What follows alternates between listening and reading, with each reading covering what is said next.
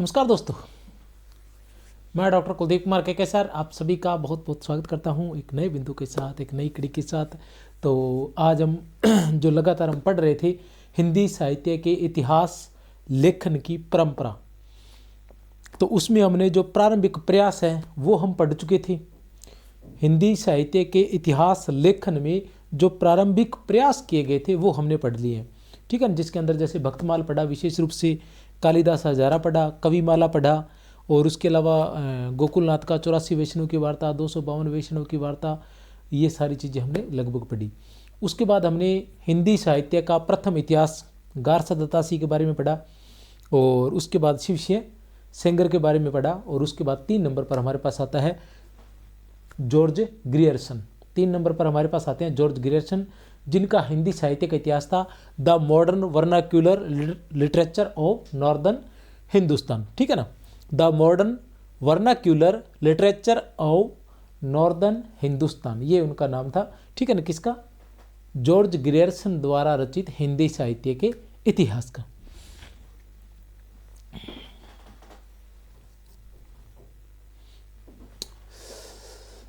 प्रकाशन वर्ष इससे पहले जो थोड़ा सा आपको बता देना चाहता हूं कि अपना जो चैनल है संकुल मार्गदर्शन, इसका एक टेलीग्राम भी है, वहां पर आपको बहुत सारी पीडीएफ मिलेगी। इसका एक ऐप भी है संकुल मार्गदर्शन के नाम से ही, उससे भी जुड़ जाइए। वहां भी आपको निःशुल्क पाठ्य सामग्री और समय समय पर जो भी दिशा निर्देश है या गाइडेंस जो है वहाँ मिलता रहेगा प्रॉपर रूप से। और इसकी जो है 2 क्लासें हो चुकी हैं, ये तीसरी क्लास है, ठीक है ना। तो आज हम पढ़ेंगे the modern vernacular literature of northern Hindustan. इसका प्रकाशन जो है कब हुआ था? प्रकाशन की बात करें तो इसका 1888 ईस्वी में, 1889 ईस्वी में। ऐसा कहते हैं कि ये पत्रिका के विशेषांक के रूप में प्रकाशित हुआ था। The Royal Asiatic Society of Bengal, the Royal Asiatic Society of Bengal की पत्रिका के विशेषांक के रूप में ये प्रकाशित हुआ था 1888 ईस्वी में। और स्वतंत्र इतिहास ग्रंथ के रूप में 1889 ईस्वी में ये हुआ था, प्रकाशित हुआ था। रचनाकार इसके कौन थे? George Abraham Grierson. George Abraham Grierson. प्रकाशन जो इसका है, प्रकाशन कब हुआ था? प्रकाशन की हम बात करें तो प्रकाशन हुआ था इसका, प्रकाशन किसके द्वारा करवाया गया था? तो the Royal Asiatic Society of Bengal की पत्रिका के विशेषांक के रूप में। भाषा इसकी कौन सी थी? अंग्रेजी थी। पद्धति कौन सी थी? कालानुक्रम पद्धति थी। इससे पहले हम 2 पढ़कर गए हैं। 2 कौन कौन से पढ़ के गए हैं? एक सबसे पहले हमने पढ़ा द इस्तवार द ला लिटरेचर हिंदुस्तानी, उसकी भाषा कौन सी थी? उसकी भाषा थी फ्रेंच। उसके बाद हमने पढ़ा शिवसिंह सरोज, उसकी भाषा कौन सी थी? उसकी भाषा थी हिंदी। और जो इस्तवार द ला लिटरेचर हिंदुस्तानी था, उसकी और शिवसिंह सरोज की दोनों की जो पद्धति थी वो थी वर्णानुक्रम पद्धति। और जो जॉर्ज अब्राहम ग्रियर्सन द्वारा रचित हिंदी साहित्य का इतिहास है, उसकी पद्धति जो है वो है कालानुक्रम पद्धति, यानी काल के क्रम के हिसाब से इनको रखा गया है। और इन्होंने अपने हिंदी साहित्य के इतिहास को 12 भागों में बांटा था कालक्रम के हिसाब से, ठीक है ना। और इन्होंने जो विशेष रूप से इनके बारे में कहा जाता है कि भक्ति काल को, ठीक है ना, स्वर्ण काल की संज्ञा देने वाले कौन थे? तो जॉर्ज अब्राहम ग्रियर्सन थे। भक्ति काल के उदय को, या भक्ति के उदय को, ठीक है ना, ईसाइयत की देन मानने वाले, भक्ति के उदय को ईसाइयत की देन मानने वाले भी कौन थे? जॉर्ज अब्राहम ग्रियर्सन थे, ठीक है ना। और जो हिंदी भाषा का जो प्रयोग किया जा रहा है, उस हिंदी भाषा को भी ईसाइयों की देन मानने वाले कौन थे? जॉर्ज अब्राहम ग्रियर्सन थे, ठीक है ना। और इन्होंने जो अपने हिंदी साहित्य के इतिहास में जिसका वर्णन किया है, वो हिंदी भाषा की रचनाओं का ही वर्णन किया है। वो स्पष्ट लिखते हैं कि मैं इसमें प्राकृत और संस्कृत की रचनाओं को नहीं ले रहा हूँ, मैं जो मूल रूप से हिंदी की रचनाएं उनको ही ले रहा हूँ, और उर्दू वालों को भी इसमें सम्मिलित नहीं कर रहा हूँ, ऐसा वो स्पष्ट रूप से इसमें कहते हैं।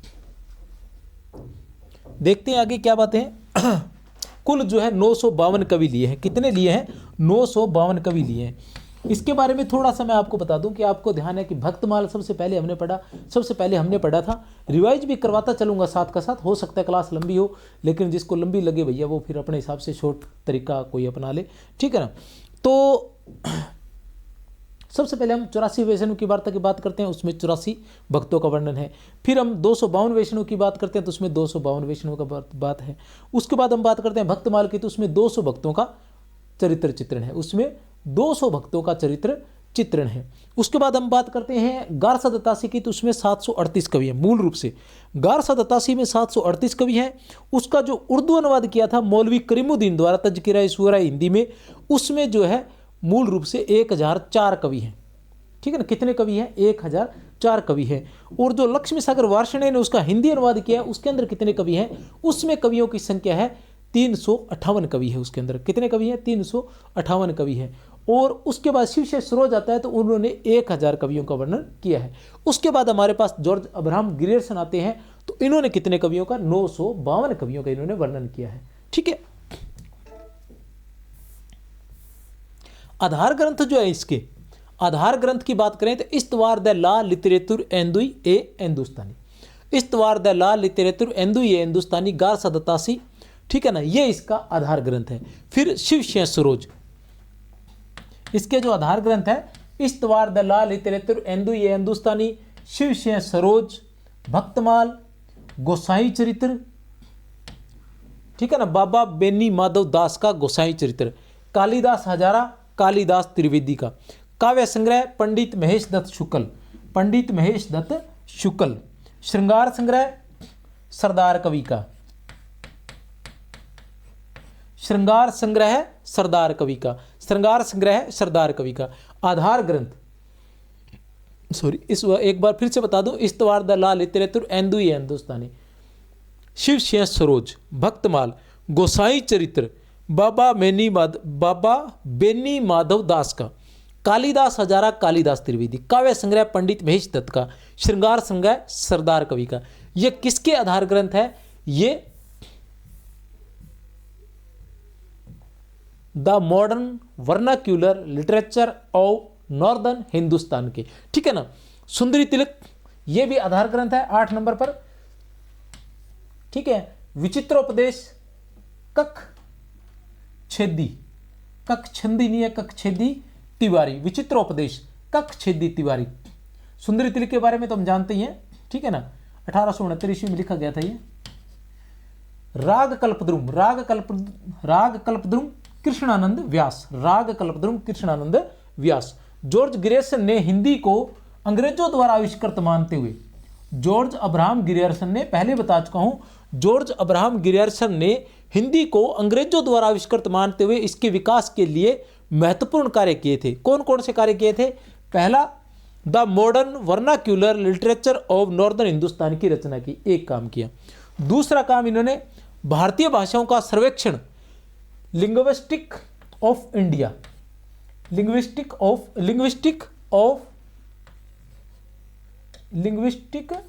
सर्वे ऑफ इंडिया, ठीक है ना, लिंग्विस्टिक सर्वे ऑफ इंडिया की रचना अंग्रेजी भाषा में की, जो 11 जिल्दों में प्रकाशित हुई थी। कितनी जिल्दों में? 11 जिल्दों में। तो कहने से तात्पर्य यह कि इन्होंने क्या किया था कि जो हिंदी भाषा है उसका विकास कहाँ से हुआ, कैसे हुआ, वर्तमान में किस प्रकार की भाषाएं भारत के अंदर बोली जाती है, उनका किस प्रकार से उपविभाजन है, बोलियां क्या है, ये सब का इन्होंने विस्तार से वर्णन किया था, और जो अंग्रेजी में किया था, जो 11 जिल्दों में प्रकाशित हुई थी। तुलसीदास का वैज्ञानिक अध्ययन, तुलसीदास का वैज्ञानिक अध्ययन, तो ये सारे जो काम किए थे, क्योंकि वो मानते थे कि हिंदी जो है अंग्रेजों द्वारा आविष्कृत है। तुलसीदास, जॉर्ज ग्रियर्सन ने गोस्वामी तुलसीदास पर कुल 12 निबंध लिखे थे। बहुत ही महत्वपूर्ण है और बिल्कुल अलग तथ्यात्मक जानकारी है, जिनका सर्वप्रथम वाचन प्राच्य विद्या विशारद सभा वियना में किया गया था। प्राच्य विद्या विशारद सभा, प्राच्य विद्या विशारद सभा द्वारा वियना में किया गया था। जॉर्ज ग्रियर्सन ने गोस्वामी तुलसीदास पर कुल कितने निबंध लिखे थे? तो 12 निबंध लिखे थे। इन्होंने आधार ग्रंथ के रूप में कितनी रचनाओं को लिया था? तो 10 रचनाओं को लिया था आधार ग्रंथ के लिए। जैसे आचार्य रामचंद्र शुक्ल ने आदि काल को वीर गाथा काल नाम देने के लिए 12 रचनाओं को आधार के रूप में रखा था, उसी तरह इन्होंने अपने हिंदी साहित्य के इतिहास के आधार ग्रंथ के रूप में कितने ग्रंथों को लिया था? 10 ग्रंथों को लिया था। कितने ग्रंथों को लिया था? 10 ग्रंथों को। विशेष इनके हिंदी साहित्य के इतिहास के बारे में विशेष बातें, आचार्य शुक्ल ने बड़ा कवि वृत्त संग्रह कहा है, मैं पहले कह चुका हूं, क्या कहा है इसे, बड़ा कवि वृत्त संग्रह। शिवस्य सरोज को क्या कहा है, वृत्त संग्रह कहा था। शिवस्य सरोज को शुक्ल ने क्या कहा था, वृत्त संग्रह। और मिश्र बंधु विनोद को क्या कहते हैं, वो बड़ा भारी कवि वृत्त संग्रह, बड़ा भारी कवि वृत्त संग्रह। और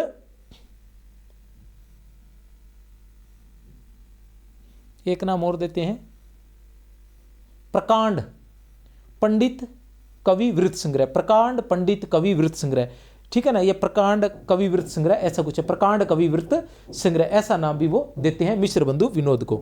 मिश्र बंधु विनोद को वो परिश्रमी संकलनकर्ता भी कहते हैं। आधार ग्रंथ तासी का इतिहास एवं शिवस्य सेंगर का इतिहास के अतिरिक्त भक्तमाल व गोसाई चरित्र सहित 17 काव्य ग्रंथ लिए थे, ठीक है ना। वो 10 ग्रंथों को मैंने नाम दिए हैं, वैसे कुल मिलाकर इन्होंने 17 काव्य ग्रंथों को आधार ग्रंथ के रूप में लिया था। प्रथम बार काल विभाजन का प्रयास किया गया था, प्रथम बार जो है काल विभाजन का प्रयास किया गया। हिंदी साहित्य के इतिहास को 12 भागों में विभाजित किया गया है, हिंदी साहित्य के इतिहास को 12 भागों में विभाजित किया है। वो 12 भाग कौन से, जब हम काल विभाजन पढ़ेंगे, इसका नेक्स्ट जो टॉपिक रहेगा वो काल विभाजन रहेगा, तो उसके अंतर्गत ये सारे आ जाएंगे। डॉक्टर किशोरी लाल गुप्त, डॉक्टर किशोरी लाल गुप्त sir George Abraham Grierson Hindi साहित्य के प्रथम वास्तविक इतिहासकार थे।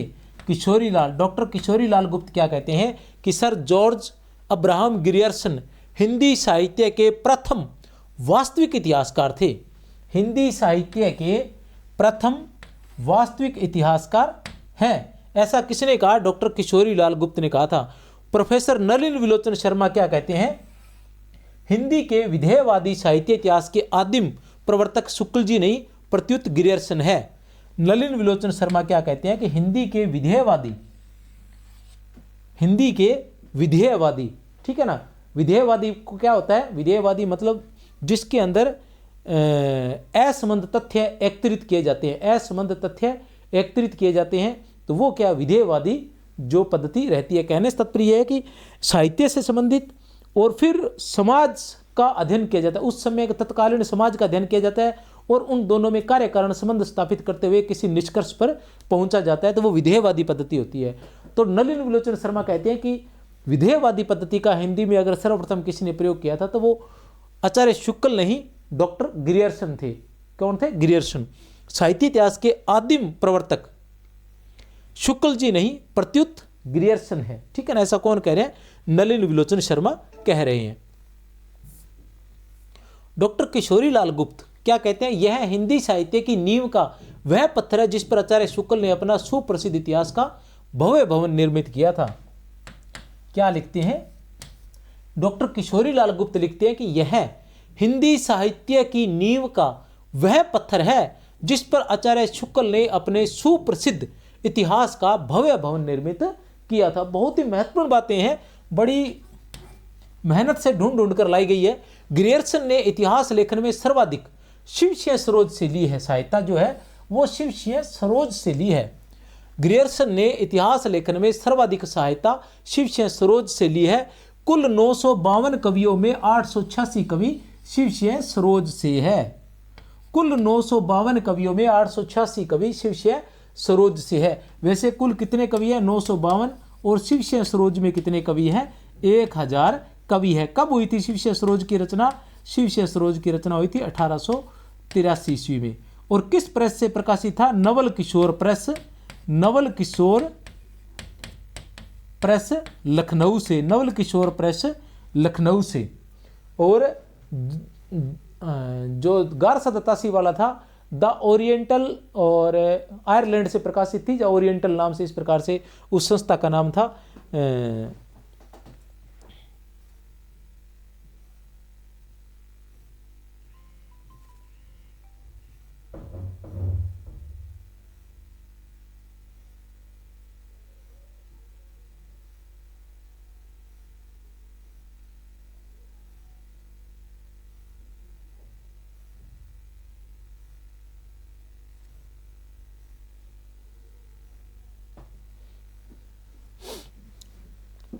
एशियाटिक सोसाइटी ऑफ बंगाल की पत्रिका के विशेषांक के रूप में 1888 ईस्वी में प्रकाशित और स्वतंत्र इतिहास ग्रंथ के रूप में 1800 1989 में प्रकाशन हुआ था। इसका हिंदी अनुवाद जो है 1957 ईस्वी में किशोरी लाल गुप्त ने हिंदी साहित्य का प्रथम इतिहास नाम से किया था। बहुत ही महत्वपूर्ण है।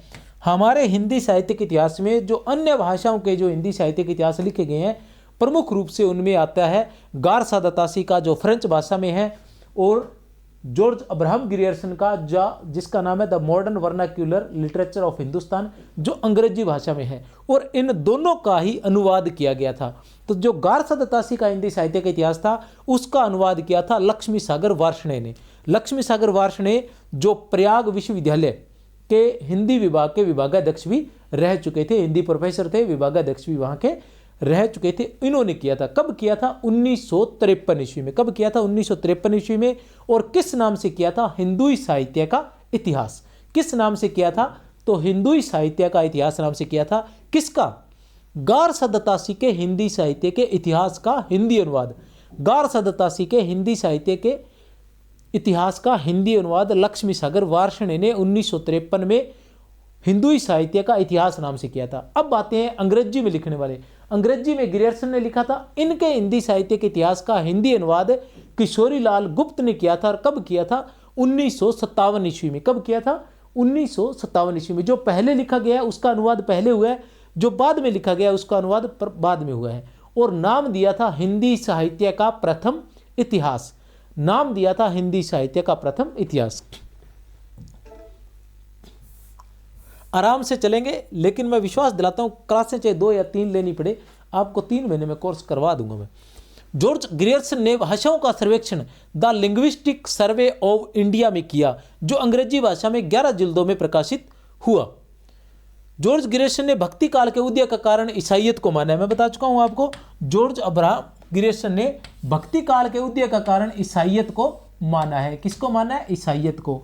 ठीक है ना। और हिंदी को किसके द्वारा आविष्कृत कहा था? अंग्रेजों द्वारा आविष्कृत। किसने कहा था? ग्रियर्सन ने। हिंदी को अंग्रेजों द्वारा आविष्कृत किसने कहा था? ग्रियर्सन ने। ठीक है ना। और इन्होंने भक्ति काल को स्वर्ण काव्य कहा था। ग्रियर्सन ने बिहारी को यूरोप के तमाम कवियों से बेहतर माना है। ग्रियर्सन ने बिहारी को यूरोप के तमाम कवियों से बेहतर माना है। ग्रियर्सन ने उर्दू को विदेशी भाषा माना है। इसमें केवल हिंदी कवियों का वर्णन है। इसमें कवियों व लेखकों का काल क्रमानुसार वर्गीकरण करते हुए उनकी प्रवृत्तियों को भी बताने का प्रयास किया गया है।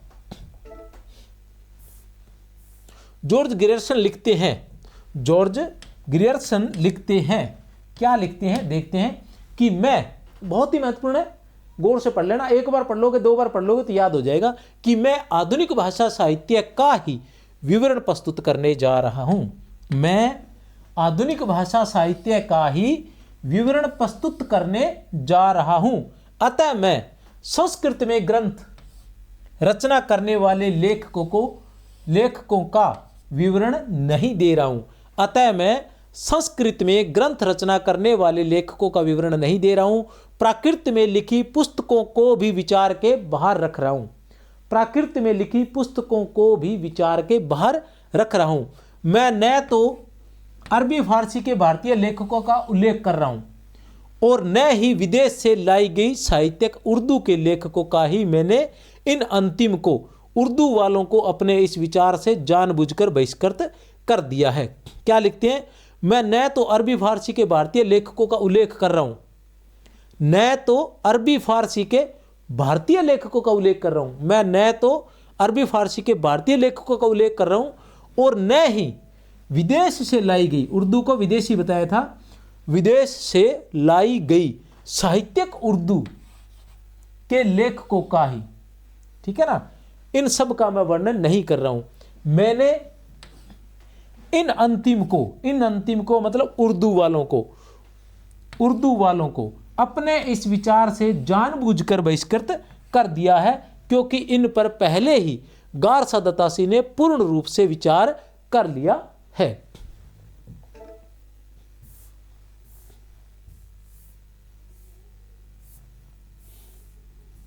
अब आते हैं मिश्र बंधु विनोद पर। मिश्र बंधु विनोद प्रकाशन वर्ष की बात करें तो 4 भागों में प्रकाशित हुआ था। ये प्रथम, द्वितीय और तृतीय जो है 1913 ईस्वी में और चतुर्थ भाग जो है वो 1934 ईस्वी में। रचनाकार इसके मिश्र बंधु थे पंडित गणेश बिहारी मिश्र, श्याम बिहारी मिश्र और सुखदेव बिहारी मिश्र। श्याम बिहारी मिश्र, गणेश बिहारी मिश्र, श्याम बिहारी मिश्र और सुखदेव बिहारी मिश्र। गणेश के स से सुखदेव और सुखदेव से ही श्याम, ठीक है ना। पहला गणेश है, गणेश के स से सुखदेव और श्याम। पंडित गणेश बिहारी मिश्र, राय बहादुर डॉक्टर सुखदेव बिहारी मिश्र, राव राजा श्याम बिहारी मिश्र। पद्धति इसकी कालानुक्रम पद्धति थी। भाषा इसकी हिंदी थी। कुल कवि 4591 थे। कुल कवि कितने थे? 4591 कवि। कुल कवियों की बात करें तो कितने कवि थे, बाकी सब के बारे में मैं बता चुका हूं पहले। 4591 कवि थे। आचार्य शुक्ल ने इसे क्या कहा था? बड़ा भारी कवि वृत्त संग्रह कहा था। मिश्र बंधुओं ने हिंदी साहित्य के इतिहास का 8 कालखंडों में विभाजन किया था। कितने कालखंडों में विभाजन किया था? 8 कालखंडों में। डॉक्टर नगेंद्र लिखते हैं, डॉक्टर नगेंद्र क्या लिखते हैं देख लेते हैं। मिश्र बंधुओं ने अपने ग्रंथ को इतिहास की संज्ञा न देते हुए, मिश्र बंधुओं ने अपने ग्रंथ को इतिहास की संज्ञा न देते हुए भी भरसक इस बात का यत्न किया कि यह एक आदर्श इतिहास सिद्ध हो। आचार्य रामचंद्र शुक्ल ने मिश्र बंधुओं को परिश्रमी संकलनकर्ता कहा है। क्या कहा है? परिश्रमी संकलनकर्ता। मिश्र बंधुओं को परिश्रमी संकलनकर्ता किसने कहा है? आचार्य रामचंद्र शुक्ल ने। मिश्र बंधु विनोद को बड़ा भारी कवि वृत्त संग्रह किसने कहा है? आचार्य रामचंद्र शुक्ल ने। वृत्त संग्रह, ठीक है ना। शिव सिंह सरोज को वृत्त संग्रह किसने कहा है? आचार्य रामचंद्र शुक्ल ने, ठीक है ना। बड़ा कवि वृत्त संग्रह, बड़ा कवि वृत्त संग्रह, the modern vernacular literature of northern Hindustan को बड़ा कवि वृत्त संग्रह किसने कहा है? आचार्य रामचंद्र शुक्ल ने कहा है। ग्रंथ को बड़ा भारी कवि वृत्त संग्रह कहा है किसने? शुक्ल ने। आचार्य रामचंद्र शुक्ल ने मिश्र बंधु विनोद को प्रकांड कवि वृत्त संग्रह भी कहा है। क्या कहा है? प्रकांड कवि वृत्त संग्रह। क्या कहा है? प्रकांड कवि वृत्त संग्रह भी कहा है। किसे कहा है? प्रकांड कवि वृत्त संग्रह किसको कहा है? मिश्र बंधु विनोद को। किसको कहा है? मिश्र बंधु विनोद को। और किसने कहा है? तो किसने की बात हम करते हैं तो किसने कहा है? आचार्य रामचंद्र शुक्ल ने कहा है। मिश्र बंधुओं की अन्य महत्वपूर्ण पुस्तक हिंदी नवरत्न है, बहुत ही महत्वपूर्ण है। मिश्र बंधुओं की अन्य जो महत्वपूर्ण पुस्तक है वो है हिंदी नवरत्न। हिंदी नवरत्न को नागरी प्रवर्धनी सभा, नागरी प्रवर्धिनी सभा, नागरी प्रवर्धिनी सभा की हिंदी ग्रंथ प्रसारिका मंडली इलाहाबाद द्वारा प्रकाशित किया गया था। कि हिंदी ग्रंथ प्रसारिका मंडली इलाहाबाद द्वारा प्रकाशित किया गया था। हिंदी नवरत्न के 4 संस्करण निकले थे। किसके? हिंदी नवरत्न के। हिंदी नवरत्न का जो है संपादन वो किसने किया था? वो किसने किया था? मिश्र बंधुओं ने।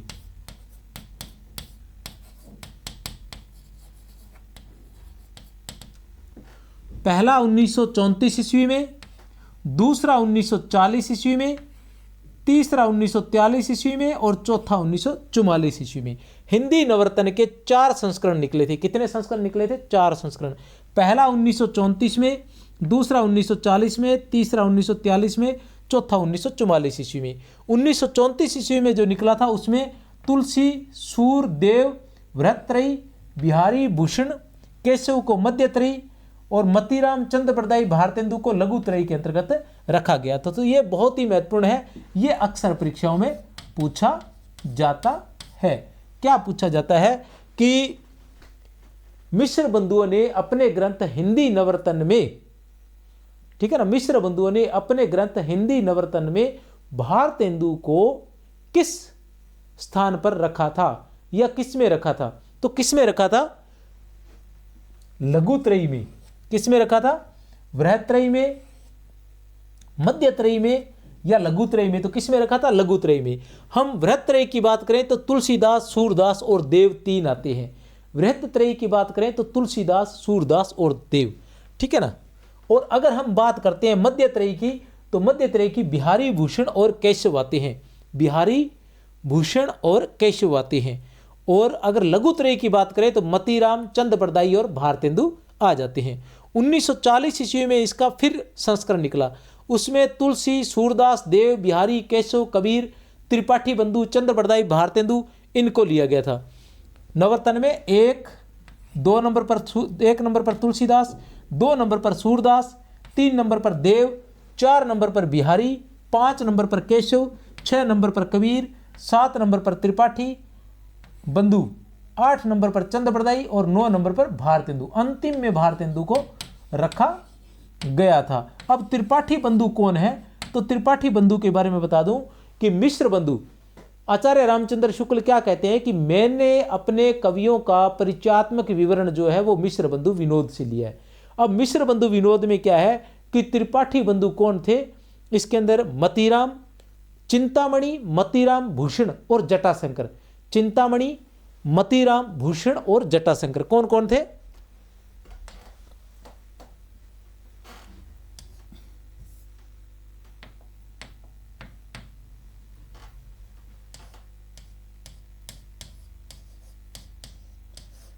त्रिपाठी बंधु। त्रिपाठी बंधु की बात करें तो शुक्ल के अनुसार, पहले मिश्र बंधु विनोद।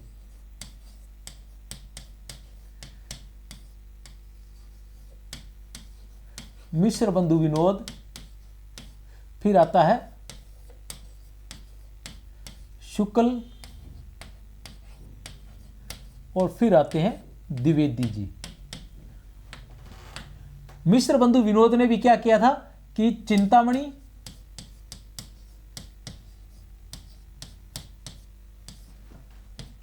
मतीराम,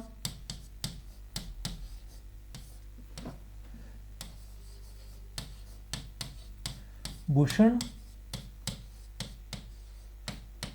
और जटाशंकर, इन चारों को भाई माना है। ठीक है ना, मिश्र बंधुओं ने भी इन चारों को भाई माना है और इन्हीं से परिचयात्मक विवरण किसने लिए? शुक्ल ने। तो उन्होंने भी इन चारों को भाई माना है।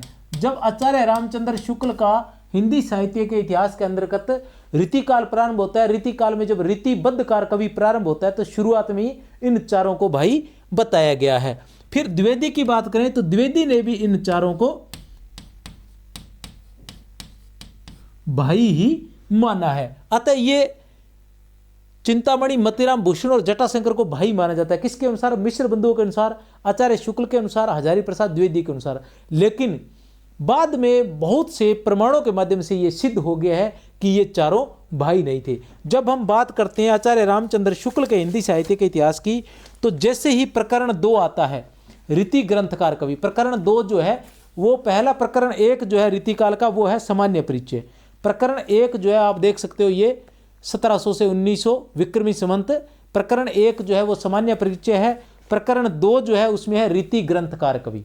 प्रकरण 2 जो है रीति ग्रंथकार कवि। तो रीति ग्रंथकार कवि में सबसे पहले चिंतामणि का नाम आता है। किसका नाम आता है?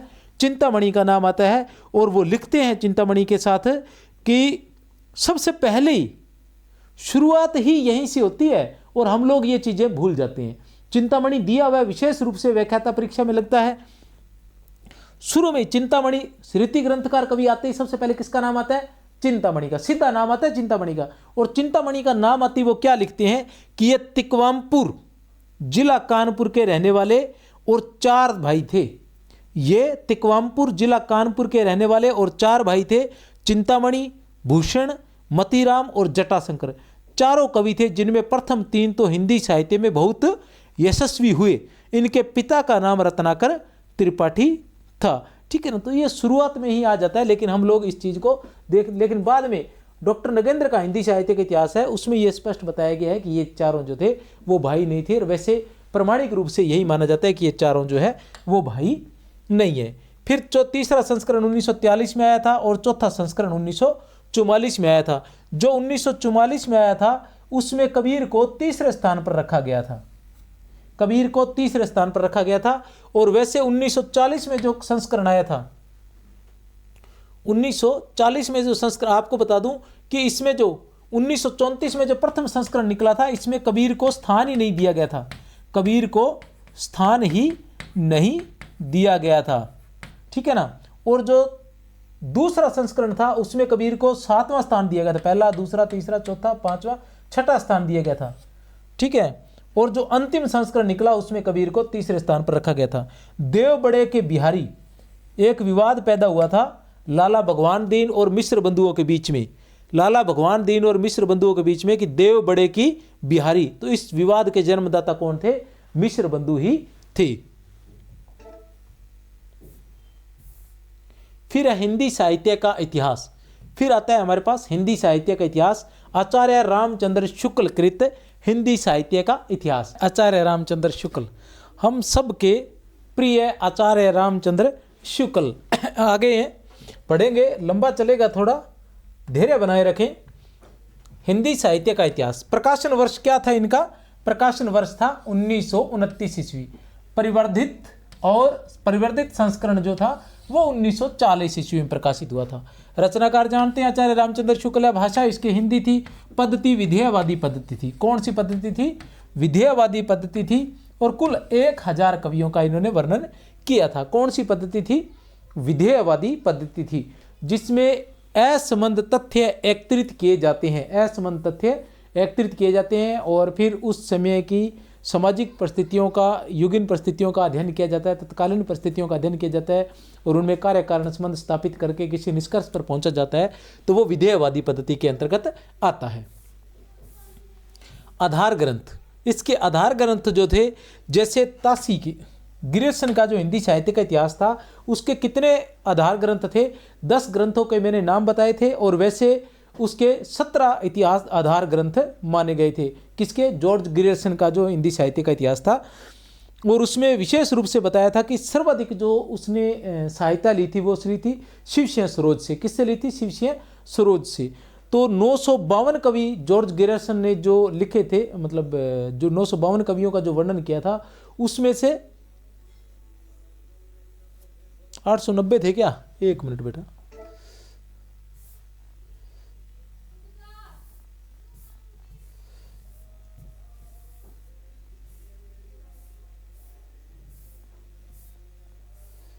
$886, बिल्कुल सही है। 886 कवि जो थे, 886 कवि जो थे, 952 में से 886 कवि जो थे वो शिवसिंह सरोज से लिए गए थे। आधार ग्रंथ, आचार्य शुक्ल के आधार ग्रंथ कौन कौन से आप देख सकते हैं। आचार्य शुक्ल के आधार ग्रंथ, अभी जैसे बहुत सारे बच्चों के साथ साथ में कमेंट भी आ रहे हैं, आप कमेंट अवश्य करते रहें कि कैसी लग रही है क्लास और किस तरह से आप तैयारी कर रहे हो। तो उसी के अनुसार मैं नेक्स्ट क्लास में वो जो आप कर रहे हो उसके अनुसार मैं बातचीत करता रहूँगा। तो हम क्या है कि जैसे अगर आप पूरी तरह से पूरा कोर्स करना चाहते हैं तो आप जुड़े रहें और जो भी आपको समस्या है वो कमेंट में लिखें और मैं साथ का साथ ही उसी के आधार पर, मतलब जो कुछ होगा उस लेवल का, तो मैं उस लेवल पर बात करूंगा भी अपने इस तरीके से करना चाहिए। जैसे अभी बच्चे कह रहे हैं कि सर हमने नोट्स बनाने प्रारंभ कर दिए हैं, तो अच्छी बात है, हाथ से लिखे हुए बहुत अच्छी बात होती है। लेकिन फिर भी ये जो है, ये जो इसकी अपनी मतलब बहुत जल्दी किताब भी आ जाएगी, लेकिन नोट्स फिर भी आप बनाएं। मैं आपको यही कहूँगा कि नोट्स जरूर बनाएं। इसी के बाद जैसे ही आदिकाल पूरा होगा तो हम इसका एक बड़ा सारा टेस्ट लेंगे, जिसके अंदर इसकी एक क्या कहते हैं, मतलब चिंदी चिंदी जो है बिखेर देंगे, ठीक है ना। इसका एकदम कतरा कतरा निकाल देंगे, ठीक है ना, आदिकाल का। तो पहले आप आदिकाल आराम से पढ़ लें, फिर इसको हम अच्छे से तैयार करने वाले, प्रत्येक चीज़ को क्रमबद्ध मैं इसको ऑब्जेक्टिव रूप में करवाऊंगा और यही मैं रिवाइज करवाता रहूँगा आपको बार बार। तो क्लास भी देख सकते हैं, नोट्स अपने तरीके से बनाते रहें। नोट्स 2 प्रकार से बनाएं, एक तो वो चीज़ें बनाएं जो साधारण नोट्स बन रहे वो बनाएं, और साथ साथ में ऐसी चीज़ें एक ऐसा रख लें जो शॉर्ट नोट्स हो, जिसके अंदर शॉर्ट बातें जो आपको आती नहीं है, जो कठिन लगती है, जो विरोधाभासी है, वो बातें उसमें लिखते रहें साथ का साथ ही। एक बात और मैं आपको बता दूं, अगर आप नोट्स बना रहे हैं तो आप क्या करें, रजिस्टर लेके आएँ इस प्रकार से, चाहे छोटे ले आएँ चाहे बड़े लाएँ, क्लासमेट के रजिस्टर ले आएँ। रजिस्टर कौन से लेके आए? रजिस्टर लेके आएँ जो वायरिंग वाले होते हैं, ठीक है ना, उस प्रकार के रजिस्टर लेके आएँ बाजार से जिनमें वायरिंग होती है। 1 मिनट में दिखा देता हूँ आपको, क्योंकि जब हम जुड़ ही गए हैं तो पूरी तरह से आपको ऐसा महसूस नहीं होने दूंगा कि आप जो है मतलब क्लास में बैठ कर नहीं पढ़ रहे हैं। इस प्रकार के रजिस्टर आते हैं, इनमें क्या होता है कि पेज निकलते नहीं है। ये देखिए, ऐसे कर लीजिए, ऐसे करके, और आराम से लिखने में आसानी रहती है। ये सभी बच्चों के लिए नहीं है, जो लगातार काम करते हैं उनकी तो बात अलग है, लेकिन जो मतलब नए नए तैयारी करने लगते हैं उनके लिए रहता है। तो इस तरह का रजिस्टर लेके आइए और अलग अलग रजिस्टर लगाइए। अलग अलग मतलब आदिकाल का अलग रजिस्टर लगाइए, भक्ति काल का अलग रजिस्टर लगाइए, और रीतिकाल का अलग, आधुनिक काल का अलग, ऐसे अलग रजिस्टर लगाइए। काव्य शास्त्र का अलग रजिस्टर लगाइए। प्रत्येक टॉपिक के बाद कुछ पृष्ठ जो है वो छोड़ दीजिए, ताकि आपको कहीं से कोई अन्य सामग्री अगर मिल जाए तो आप बाद में उसमें ऐड कर सके। नहीं तो आप लगातार अगर लिखते जाएंगे ना, तो फिर जैसे आदिकाल की कोई सामग्री मिलेगी तो वो लिखने में आपको समस्या आएगी, फिर वो उसके भक्तिकाल के बाद लिखोगे, फिर वो मिलेगी नहीं। तो इसलिए इस तरह से तैयार करें कि एक ही रजिस्टर हो और उसी के अंदर आप आदिकाल हो, छोटे रजिस्टर ले आए चाहे उसमें आदिकाल, फिर दूसरा भक्तिकाल का, और उसी में आप लगातार ऐड करते रहें। तो यही आपको व्याख्याता के काम आएगा, और व्याख्याता के बनने के बाद जब आप असिस्टेंट प्रोफेसर की तैयारी करोगे तो वही रजिस्टर आपके काम आएगा। और वर्तमान में अगर आप वरिष्ठ अध्यापक की तैयारी कर रहे हो तो वही रजिस्टर आपको स्कूल व्याख्याता में और वहीं आपको कॉलेज व्याख्याता में, दोनों में काम आने वाला रहेगा, क्योंकि आपका फिक्स रहेगा। आप उसमें जो भी नया ऐड करना है वो नया ऐड कर सकते हैं। एक बात और, अगर बाय द वे आपका कोई रजिस्टर भर गया है तो आप वहाँ क्या है फेविकॉल लगाकर यहाँ पेज लगा सकते हैं। इससे आपके अच्छे नोट्स बन सकते हैं और समय बर्बाद नहीं होता नोट्स ढूंढने में। ये सारी बातें मैं इसलिए बता रहा हूँ यहाँ, ठीक है।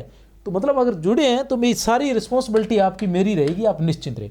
आधार ग्रंथ जो आचार्य रामचंद्र शुक्ल का जो हिंदी साहित्य का इतिहास है, उसके आधार ग्रंथ जो है मिश्र बंधु विनोद है एक तो। दूसरा हिंदी कोविद रत्नमाला। मिश्र बंधु विनोद जो है इसके रचयिता कौन है? मिश्र बंधु है। पीछे याद करवा कर गया हूं कौन कौन से मिश्र बंधु थे। गणेश बिहारी मिश्र, गणेश श्याम सुखदेव। कौन कौन थे? गणेश के सह से श्याम और श्याम से सुखदेव, ये नाम है, ठीक है ना मिश्र बंधुओं के। ये भी पूछे जाते हैं कि इनमें से कौन मिश्र बंधु नहीं है, इनमें से कौन मिश्र बंधु नहीं है, ऐसा भी पूछा जाता है, ठीक है ना। ध्यान रखें, गणेश, श्याम और सुखदेव, गणेश बिहारी मिश्र, श्याम बिहारी मिश्र और सुखदेव बिहारी मिश्र।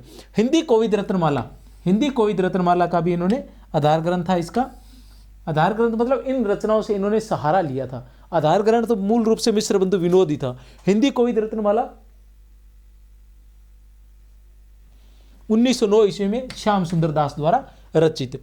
कविता कौमुदी 1917 ईस्वी राम नरेश त्रिपाठी, जानते ही हैं, जिसमें लगभग क्षेत्रों में घूम घूम कर इन्होंने ग्रामीण गीत इकट्ठे किए थे, ठीक है ना, वो वाली ये कविता कौमुदी है। ब्रज माधुरी सार वियोगी हरि की 1923 ईस्वी में रचित वियोगी हरि की ब्रज माधुरी सार।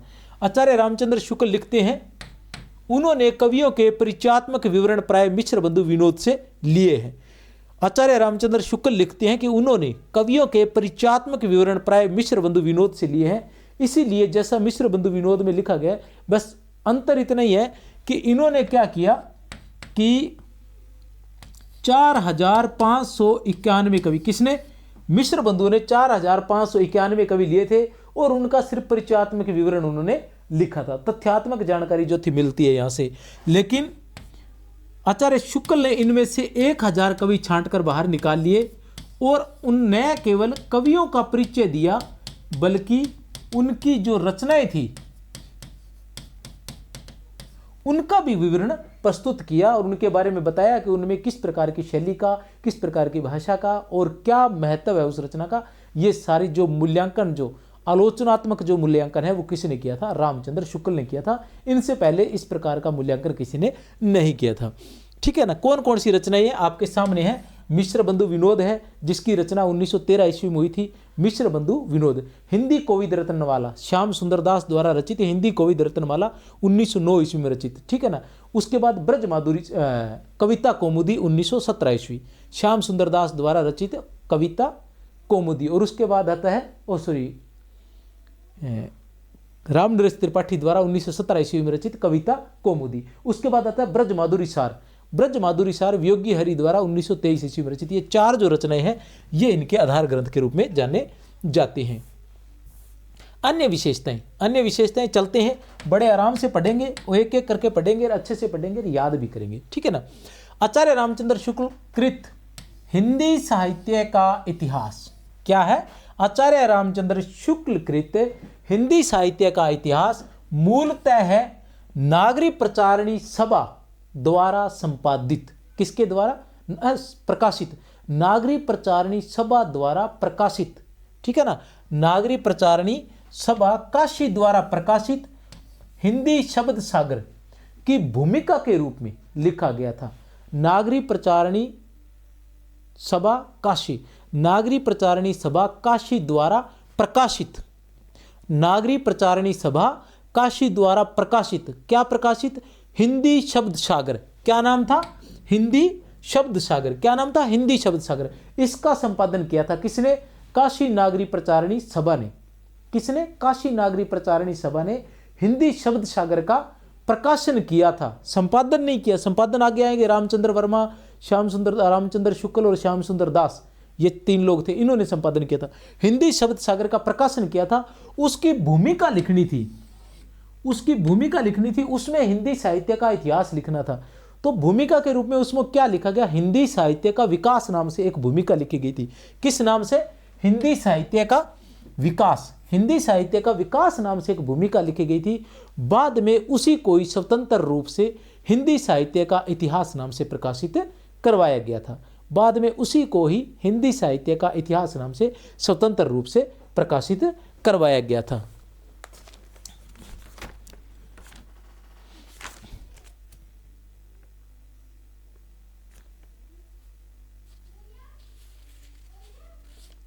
ये जो मैंने रचनाएं दी हैं, जैसे मैंने पहले शुरू में लिखी थी, भक्त नाभादास रचित भक्तमाल, ध्रुव चरित, भक्तनावली, गुरु ग्रंथ साहब, गोसाई चरित्र, ये सारी की सारी ये शुक्ल के हिंदी साहित्य के इतिहास में दी गई है। ऐसे ही नहीं कि मैंने कहीं से भी दे दी, ठीक है ना।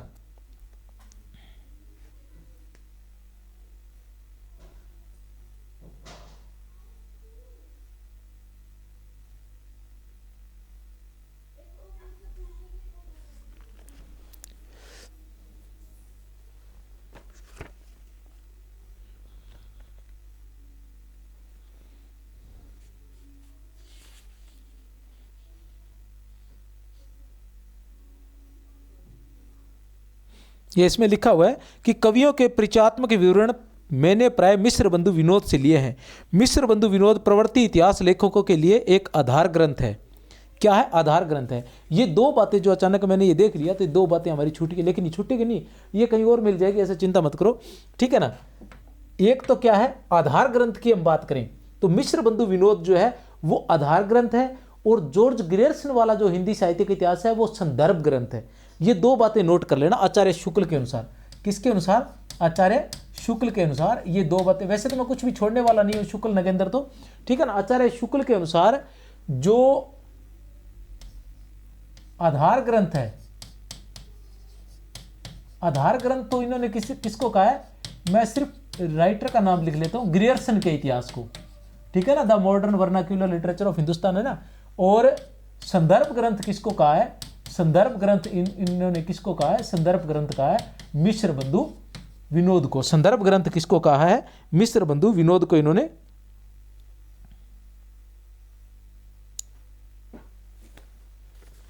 एक मिनट, सॉरी, ग्रियर्सन वाले को इन्होंने क्या कहा है, ग्रियर्सन वाले को इन्होंने कहा है आधार ग्रंथ है मिश्र बंधु विनोद, और संदर्भ ग्रंथ है ग्रियर्सन,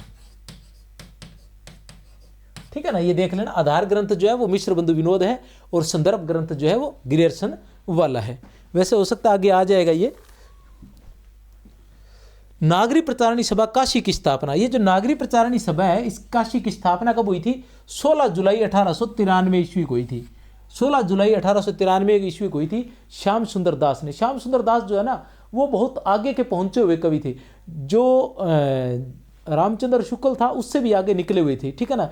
ये हिंदी का जो हम वर्तमान रूप देख रहे हैं ना, इसके जो आधार हैं, इसके जो नींव के पत्थर हम मान सकते हैं वो श्याम सुंदर दास ही थे, ठीक है ना।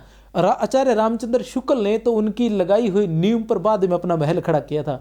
इसकी नींव के पत्थर श्याम सुंदर दास ही थे। हिंदी के विकास के लिए जितना कार्य श्याम सुंदर दास ने किया था वो दिखाई नहीं देता है, ठीक है ना। और उसके मुकाबले न तो आचार्य रामचंद्र शुक्ल थे और न महावीर प्रसाद द्विवेदी थी। श्याम सुंदर दास ने रामनारायण मिश्र और ठाकुर शिव कुमार सिंह के साथ मिलकर की थी। रामनारायण मिश्र और ठाकुर शिव कुमार सिंह के साथ मिलकर की थी नागरी प्रचारिणी सभा काशी की स्थापना 16 जुलाई। यह जीके में भी पूछा जाता है। हिंदी शब्द सागर का निर्माणकर्ता, हिंदी शब्द सागर के निर्माणकर्ता कौन थे, श्याम सुंदर दास थे, रामचंद्र शुक्ल थे और रामचंद्र वर्मा थे, ठीक है ना। निर्माणकर्ता आचार्य रामचंद्र शुक्ल ने हिंदी साहित्य के इतिहास का 4 कालखंडों में विभाजन किया है। कितने कालखंडों में विभाजन किया है? 4 कालखंडों में। हमें पता है आदिकाल, भक्तिकाल, रीतिकाल और आधुनिक काल। और दोहरे नामकरण का प्रारंभ इन्होंने ही प्रारंभ किया था। जैसे आदिकाल को इन्होंने वीरगाथा काल भी कहा था और आदिकाल भी कहा था, ठीक है ना, वीरगाथा काल भी कहा था और बाद में इन्होंने आदिकाल भी कहा था। उसके बाद इन्होंने भक्ति काल को पूर्व मध्य काल भी कहा था और रीतिकाल को इन्होंने उत्तर मध्य काल और रीतिकाल भी कहा था। और साथ में इन्होंने कहा कि इसे कोई श्रृंगार काल कहना चाहे तो भी कह सकता है, ये भी छूट दे दी थी, ठीक है ना। उसके बाद आधुनिक काल और उसके बाद आधुनिक काल को गद्य साहित्य भी इन्होंने कहा था। आचार्य रामचंद्र शुक्ल का कथन है, जबकि प्रत्येक देश का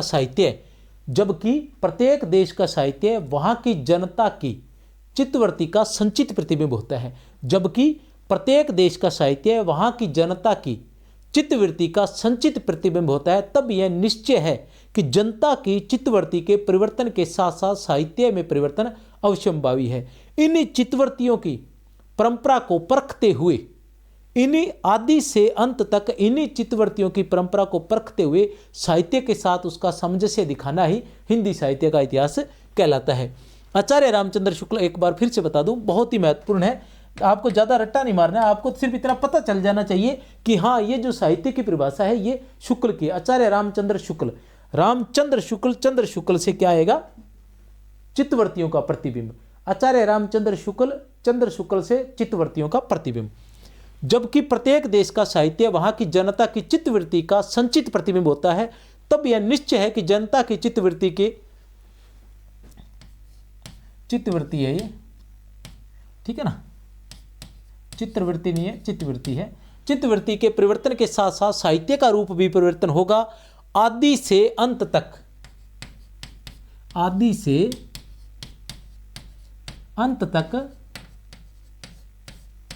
इन्हीं चित्तवृत्तियों की परंपरा को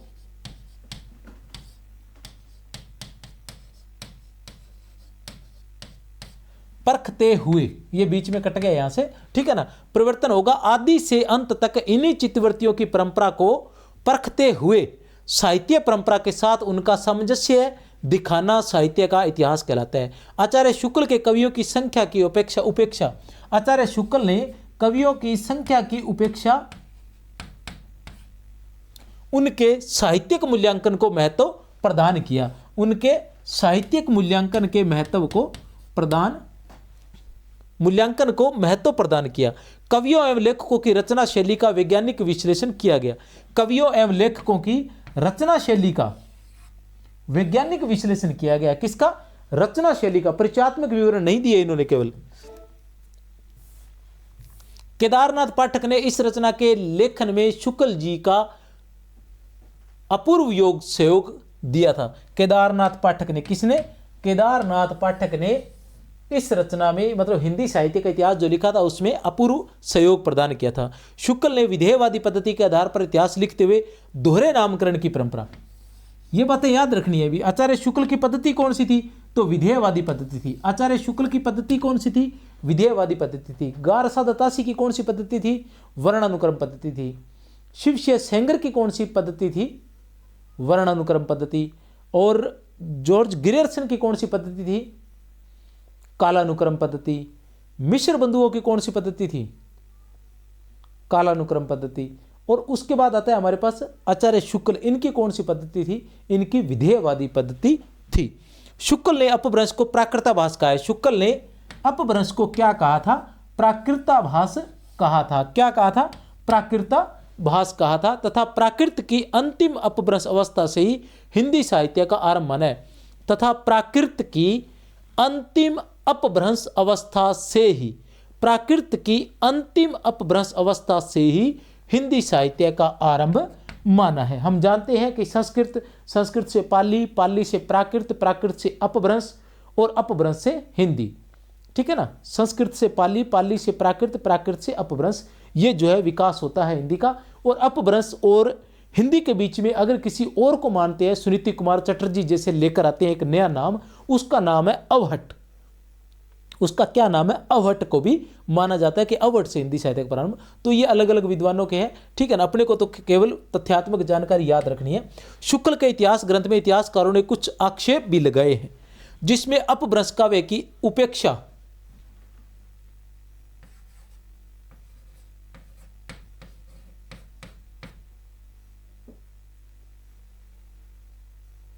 अपभ्रंश काव्य की उपेक्षा प्रमुख है। शुक्ल के इतिहास ग्रंथ में इतिहास ग्रंथ पर मान सकते हो आप, कोई बात नहीं। शुक्ल के इतिहास ग्रंथ पर इतिहासकारों ने कुछ आक्षेप भी लगाए हैं, जिसमें अपभ्रंश काव्य की उपेक्षा, इन्होंने अपभ्रंश काव्य की उपेक्षा की थी। अपभ्रंश काव्य को अपने हिंदी साहित्य के इतिहास में स्थान नहीं दिया था, अपने हिंदी साहित्य के इतिहास में इन्होंने स्थान नहीं दिया था।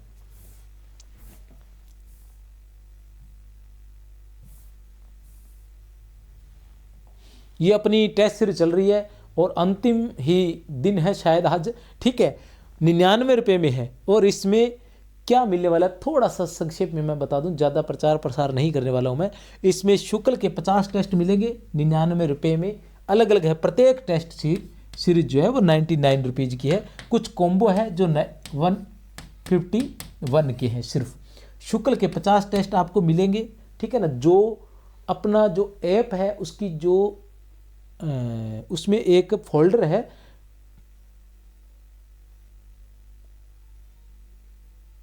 फ्री नोट्स नाम से फोल्डर है, उसमें आप देख सकते हो शुक्ल और नगेंद्र के टेस्ट देख सकते हो, पीडीएफ पड़ी होगी वहाँ, तो उसके अनुसार आप देख सकते हो कि कैसे मिलेंगे। वैसे मेरी इसी चैनल पर आप मेरी वीडियो भी देख सकते हो कैसे मिलेंगे। वीडियो टेस्ट मिलेंगे शुक्ल के 50, नगेंद्र के भी 50, व्याख्याता के 100 टेस्ट मिलेंगे और वरिष्ठ अध्यापक के भी 100 टेस्ट मिलेंगे कम से कम। और पूरी सामग्री जो है मतलब टेस्ट वीडियो टेस्ट होंगे, जैसे ये वीडियो चल रही है ऐसे होंगे, ऐसे क्वेश्चन आंसर होंगे और कम से कम 100 होंगे और पूरा पाठ्यक्रम होगा। व्याकरण पूरा होगा और काव्य शास्त्र, साहित्य का इतिहास और रचनाएं भी। ये प्रत्येक रचना पर 2, 3, 4 वीडियो तक आपको मिल जाएंगे। चलते हैं आगे। डॉक्टर बच्चन सिंह ने आचार्य शुक्ल का इतिहास पढ़ते हुए पुस्तक लिखी थी। डॉक्टर बच्चन सिंह ने, ठीक है ना, एक पुस्तक लिखी थी आचार्य रामचंद्र शुक्ल का इतिहास पढ़ते हुए। आचार्य रामचंद्र शुक्ल का इतिहास पढ़ते हुए कब लिखी थी? 1989 ईस्वी में, 1989 ईस्वी में लिखी थी आचार्य शुक्ल का इतिहास पढ़ते हुए।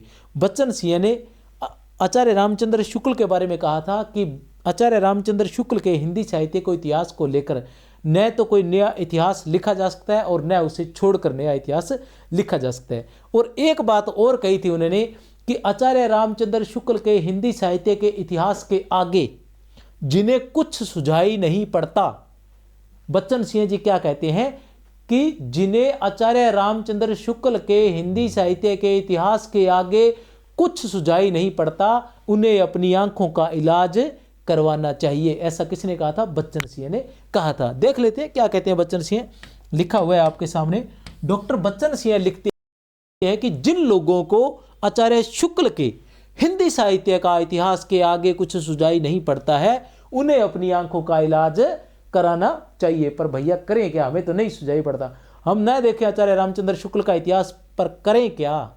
हमारे पास कोई अल्टरनेट नहीं है ना, क्योंकि जो प्रश्नोत्तर आते हैं, जो पेपर आते हैं, वो आचार्य रामचंद्र शुक्ल के हिंदी साहित्य के इतिहास से ही आते हैं और जो कठिन प्रश्न आते हैं वो आचार्य रामचंद्र शुक्ल के हिंदी साहित्य के इतिहास से ही आते हैं। करें क्या? हम तो बहुत नगेंद्र पढ़ते हैं, हम तो बच्चन सिंह भी पढ़ते हैं, हम तो गणपति चंद्र गुप्त भी पढ़ते हैं, ठीक है ना, हम तो हजारी प्रसाद द्विवेदी भी पढ़ते हैं, हम लक्ष्मी सागर वार्ष्णेय भी पढ़ते हैं, लेकिन करें क्या? जो प्रश्नोत्तर है वो बच्चन सिंह से ही आते हैं, इसलिए आचार्य शुक्ल से ही आते हैं, इसलिए पढ़ना पड़ता है।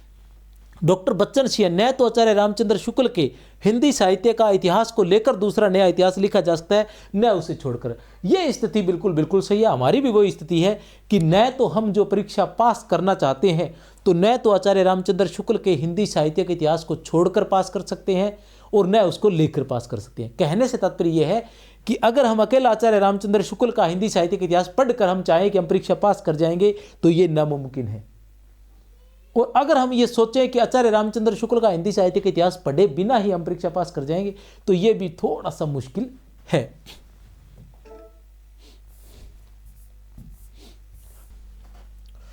गणपति चंद्र गुप्त, डॉक्टर गणपति चंद्र गुप्त, केशवदास, अब जो पहले एक बात आई थी कि जो आचार्य रामचंद्र शुक्ल का हिंदी साहित्य का इतिहास है उस पर आक्षेप लगाए गए थे, ठीक है ना। किस बात का? तो पहले एक आक्षेप आ चुका है कि उन्होंने अपभ्रंश काव्य की उपेक्षा की थी। एक आक्षेप ये था कि उन्होंने अपभ्रंश काव्य की जो है उपेक्षा की थी। अब दूसरा आक्षेप उन पर गणपति चंद्र गुप्त लगाते हैं। वो किस बात का लगाते हैं कि उन्होंने केशवदास को रीतिकाल का प्रवर्तक नहीं माना, और उन्होंने रीतिकाल का प्रवर्तक किसको मान लिया? रीतिकाल का प्रवर्तक उन्होंने चिंतामणि को माना। चलो यहाँ तक तो ठीक है, सबकी अपनी मर्जी है कि कोई किसी को भी प्रवर्तक, किस काल का किसको प्रवर्तक माने। लेकिन उन्होंने केशव को अलंकारवादी, आचार्य रामचंद्र शुक्ल ने केशव को क्या सिद्ध कर दिया? अलंकारवादी सिद्ध कर दिया, ठीक है ना। और चिंतामणि त्रिपाठी को उन्होंने रसवादी कहा, और उन्होंने इसके पीछे तर्क जो दिया वो भी गणपति चंद्र गुप्त को जो है वो मतलब गणपति चंद्र गुप्त को कह सकते हैं कि पसंद नहीं आया जैसे, ठीक है ना। तो क्या था? तर्क ये था कि उन्होंने कहा कि केशवदास ने जिस परंपरा का अनुसरण किया था वह अलंकारवादी परंपरा थी, वह अलंकारवादी परंपरा थी। केशव ने जिस परंपरा का अनुसरण किया वह भाम्य, दंडी और उद्भट की परंपरा थी। भाम्य, दंडी और उद्भट की परंपरा थी जो अलंकारवादी परंपरा थी, ठीक है ना। और चिंतामणि ने जिस परंपरा का ठीक अनुसरण किया वो थी रसवादी परंपरा। और चिंतामणि के बाद के जो भी रीतिकाल के कवि थे उन्होंने सभी ने उन्हीं का अनुसरण किया था। तो इस बात पर गणपति चंद्र गुप्त कहते हैं कि ऐसा नहीं था। केशव ने अलंकारों पर रचनाएं की थी, छंद पर भी की थी और रस पर भी की थी। सभी जो काव्य के जितने भी अंग हैं सभी अंगों पर केशवदास ने रचनाएं की थी। जैसे कि हम अलंकार की बात करें तो कवि प्रिय है जो अलंकार से संबंधित रचना थी। हम रसिक प्रिय की बात करें तो उसमें रस का चित्रण भी है। और चिंतामणि के बाद के जो रीतिकाल के जो सभी कवि हैं क्या सभी ने रस पर ही मतलब रचनाएं की थी? नहीं, सभी ने जो रचनाएं की थी वो अलंकार से संबंधित भी थी, वो रस से संबंधित भी थी, वो छंद से अलग अलग सभी से संबंधित थी। तो ऐसी स्थिति में केशवदास को मतलब अलंकारवादी सिद्ध करना गणपति चंद्र गुप्त ने मतलब अलंकारवादी सिद्ध जो किया है आचार्य रामचंद्र शुक्ल ने, इस बात का गणपति चंद्र ने उन पर आक्षेप लगाया है। क्या है? पढ़ लेते हैं। गणपति चंद्र गुप्त लिखते हैं कि केशवदास जैसे आचार्य कवि को अलंकारवादी तथा प्रवर्ती रीति कवियों को रसवादी घोषित करते हुए उन्हें रीति परंपरा के प्रवर्तक के पद से वंचित करना भी संगत प्रतीत नहीं होता। एक बार फिर से, ठीक है ना, आराम से पढ़ेंगे, कोई जल्दबाजी नहीं है। केशवदास को कौन लिख रहे हैं? ये गणपति चंद्र गुप्त लिख रहे हैं। कौन है? गणपति चंद्र गुप्त, जिन्होंने हिंदी साहित्य का वैज्ञानिक इतिहास 2 भागों में लिखा था। गणपति चंद्र गुप्त हिंदी साहित्य का वैज्ञानिक इतिहास इन 2 भागों में इन्होंने लिखा था, गणपति चंद्र गुप्त, ठीक है ना। तो इन्होंने क्या कहा है? इन्होंने कहा है कि जैसे केशवदास जैसे आचार्य कवि को अलंकारवादी तथा प्रवर्ती रीति कवियों को मतलब उसके बाद के जो रीति कवि थे उन्हें रसवादी घोषित करते हुए उन्हें रीति परंपरा के प्रवर्तक के पद से वंचित करना भी संगत प्रतीत नहीं होता। क्योंकि जहां एक और केशव ने रसिक प्रिया में रस सिद्धांत का सांगोपांग निरूपण किया है, वहां दूसरी ओर रीति कवियों ने प्राय अलंकारों पर भी ग्रंथ लिखे हैं। मतलब दोनों तरफ विरोधाभासी है कि वो केशव को अलंकारवादी सिद्ध करते हैं लेकिन अलंकारवादी नहीं है, उन्होंने रसिक प्रिया की रचना की थी और रस सिद्धांतों का उसमें सांगोपांग निरूपण था। दूसरी तरफ वो कहते हैं कि प्रवर्ती कवि जो थे वो रसवादी थे लेकिन प्रवर्ती कवियों ने भी प्राय अलंकारों पर ही ग्रंथ लिखे हैं। वास्तविकता यह है कि रीति प्रतिपादन के क्षेत्र में इस काल के प्राय सभी रीतिबद्ध कवियों ने न केवल केशवदास द्वारा प्रस्तुत विषयों का अपितु उनकी प्रतिपादन शैली का भी पूरी तरह अनुसरण किया है। न केवल केशवदास द्वारा प्रस्तुत विषयों का अपितु प्रतिपादन शैली का भी पूरी तरह अनुसरण किया है। किसके अनुसार? गुप्त के अनुसार। किसके अनुसार? गणपति चंद्र गुप्त के अनुसार। गणपति चंद्र गुप्त फिर लिखते हैं किसके बारे में?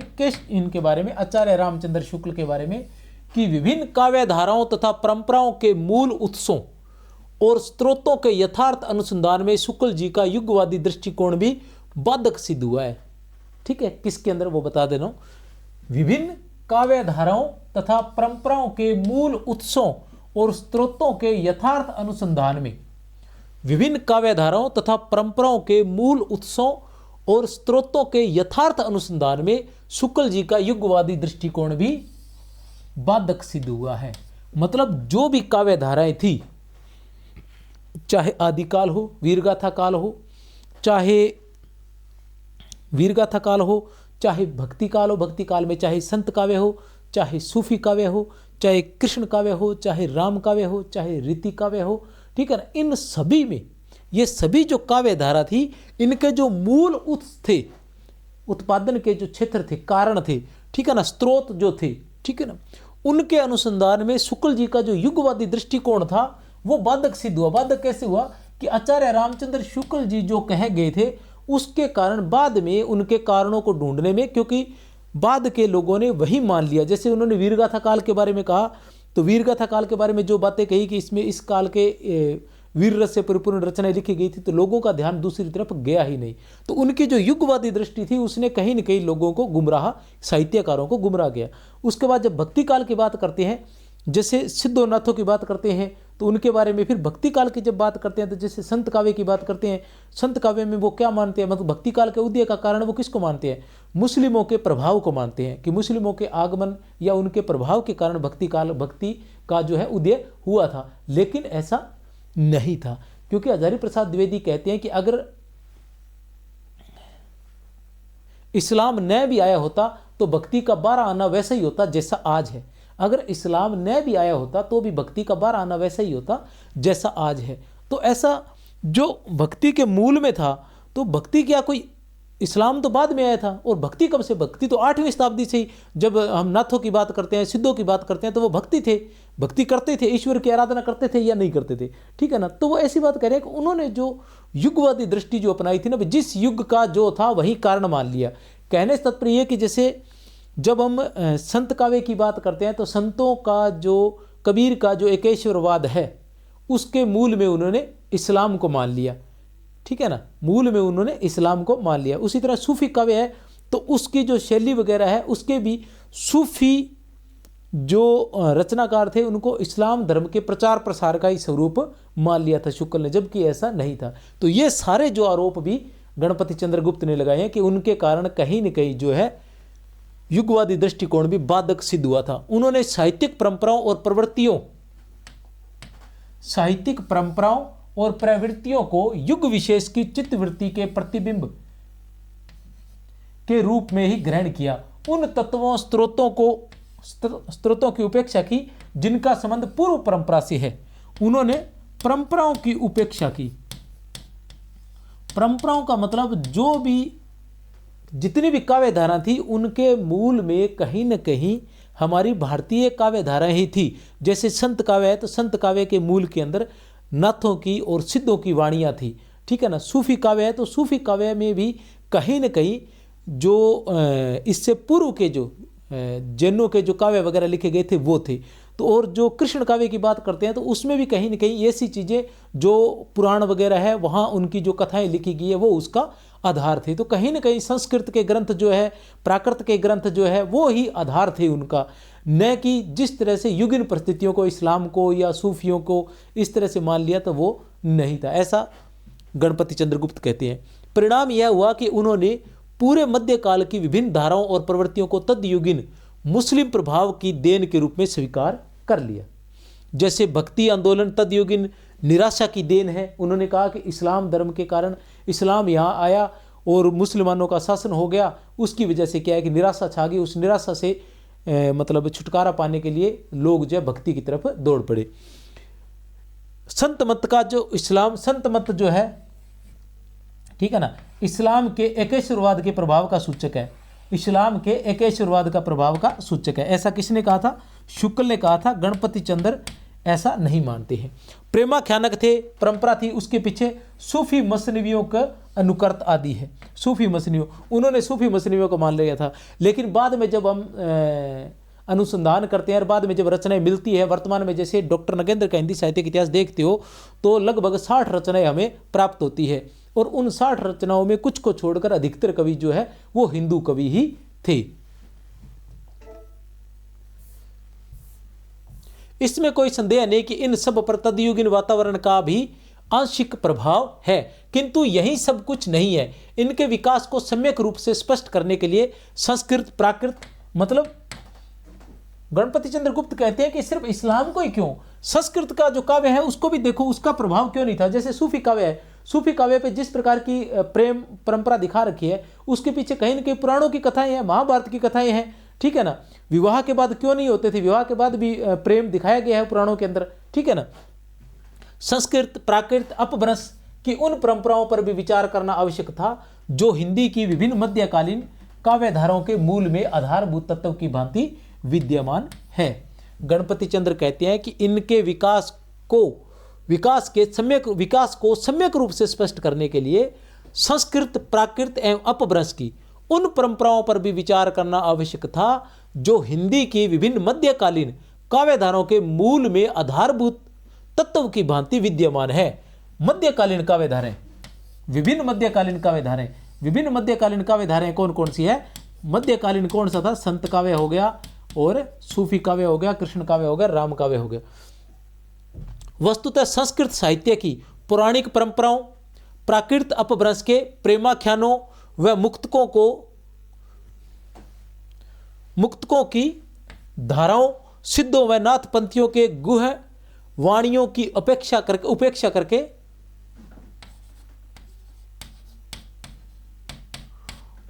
करके मध्यकालीन हिंदी काव्य की विभिन्न काव्य धाराओं के वर्तमान स्वरूप की आलोचना भले ही की जा सके, किंतु उसके आधार स्रोतों का अनुसंधान और उनके विकास क्रम की ऐतिहासिक व्याख्या संभव नहीं है। भी उनकी सही जो ऐतिहासिक व्याख्या की जानी थी वो आचार्य शुक्ल ने नहीं की। डॉक्टर रामकुमार वर्मा क्या कहते हैं ये भी देख लेते हैं। डॉक्टर रामकुमार वर्मा अपने हिंदी साहित्य के आलोचनात्मक इतिहास में क्या कहते हैं?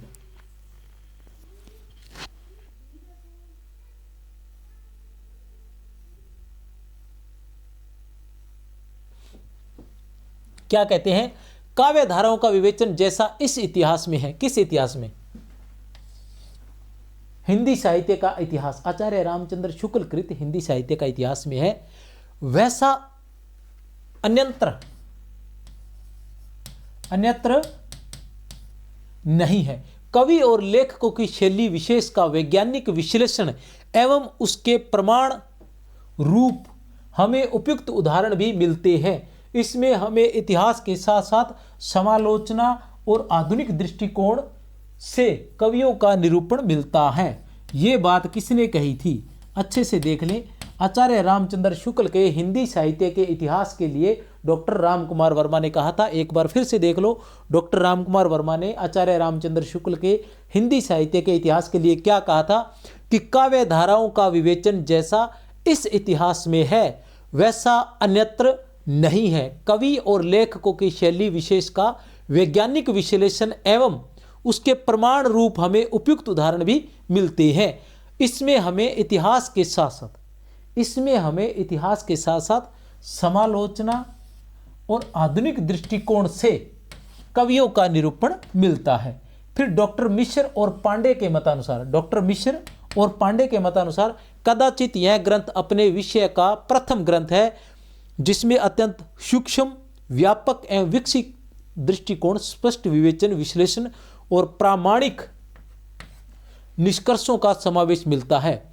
कदाचित यह ग्रंथ अपने विषय का प्रथम ग्रंथ है जिसमें अत्यंत सूक्ष्म, व्यापक एवं विकसित दृष्टिकोण, स्पष्ट विवेचन, विश्लेषण और प्रामाणिक निष्कर्षों का समावेश मिलता है। आचार्य शुक्ल के इतिहास लेखन की दृष्टि अधिक व्यापक, स्पष्ट, सुव्यवस्थित तथा वैज्ञानिक है। आचार्य शुक्ल के इतिहास लेखन की दृष्टि अधिक व्यापक, स्पष्ट, सुव्यवस्थित तथा वैज्ञानिक है। डॉक्टर नगेंद्र क्या लिखते हैं? मतलब आचार्य रामचंद्र शुक्ल का हिंदी साहित्य का इतिहास जो है वो बहुत महत्वपूर्ण है, इसलिए उनके बारे में दूसरे साहित्यकारों की क्या राय है वो भी मैं साथ में लेकर उपस्थित हुआ हूँ। ये अलग अलग जगह मिल जाती है तो मैंने इनका संकलन करके आप लोगों के सामने रख दिया है। ठीक है। हिंदी साहित्य के इतिहास लेखन की परंपरा में आचार्य शुक्ल का योगदान अत्यंत महत्वपूर्ण है। ऐसा कौन कहते हैं? डॉक्टर नगेंद्र कहते हैं। हिंदी साहित्य के इतिहास लेखन की परंपरा में आचार्य शुक्ल का योगदान अत्यंत महत्वपूर्ण है। उनका इतिहास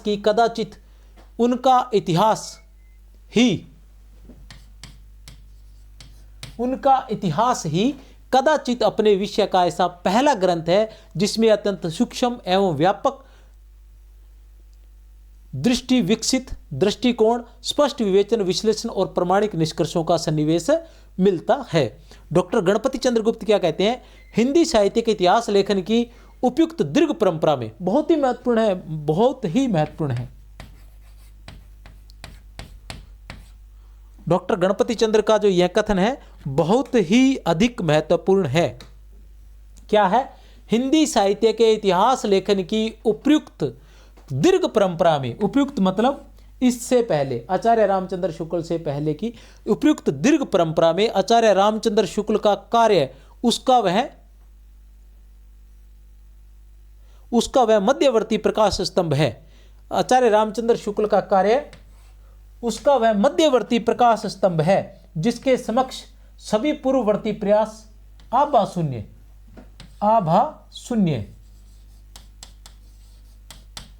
पूर्ववर्ती प्रयास है वो आभा शून्य प्रतीत होते हैं, तथा साथ ही साथ सभी प्रवर्ती प्रयास जो है उसके आलोक से आलोकित नजर आते हैं। ठीक है ना। गणपति चंद्र गुप्त क्या कहते हैं? साधारणतः मैं आपको बता देना चाहता हूं कि गणपति चंद्र गुप्त कहते हैं कि आचार्य रामचंद्र शुक्ल से पूर्व के जो भी इतिहास थे वो आभा शून्य प्रतीत होते हैं, और प्रवर्ती मतलब बाद के जो इतिहास थे वो उसके इतिहास से ही प्रकाशित, उसके प्रकाश से ही प्रकाशित नजर आते हैं। आलोक से ही आलोकित, वो एक ही बात, आलोक से ही आलोकित है। ठीक है ना। तो क्या है? आचार्य रामचंद्र शुक्ल का इतिहास जो है वह मध्यवर्ती, वह प्रकाश स्तंभ है, मतलब दीर्घ परंपरा।